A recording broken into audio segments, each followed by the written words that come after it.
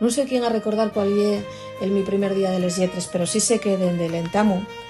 siempre lo celebré con mucha música en la maleta. Y estos días que todos tenemos la pena abierta, donde todos naguamos por dir donde podamos, de Romandela, Nallende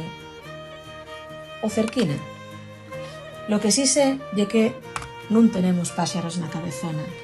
que non lle namai una cosa de la nuestra historia, que inda ya ceu, pero que non podemos seguir en sin novedad, que tenemos que ponernos en acción, que el asturiano muévese, que el asturiano vive, la lucha sigue,